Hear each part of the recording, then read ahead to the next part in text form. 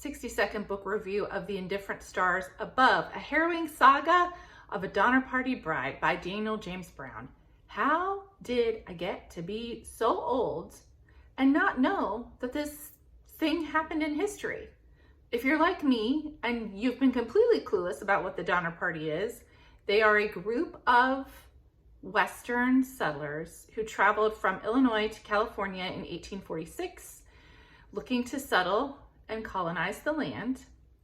And so there was a guy who happened to be from Cincinnati, of course, who told them that California was basically the land of milk and honey, and so they decided to leave everything and cross the mountains and go start a new life. And thanks to another guy, they got lost, and then they started starving and freezing to death because winter came on, and they were in the Sierra Nevadas.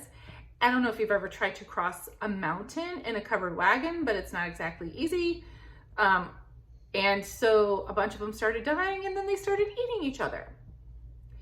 This is an older nonfiction book. I listened to the audio book version. It was fascinating, but also harrowing is a really good word to describe it.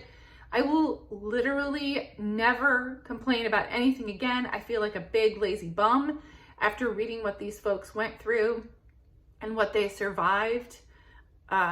The end of the book that talks about the survivors and what happened to them afterwards is honestly one of the most fascinating parts. It's just incredible. Is there a movie? This should be a movie. Don't you think this should be a movie? Anyway, it was a really good book, and I would like to thank the person who told me I should read it. I'm going to give it 4 stars. That's 4 stars for The Indifferent Stars Above, a harrowing saga of a Donner Party bride by Daniel James Brown.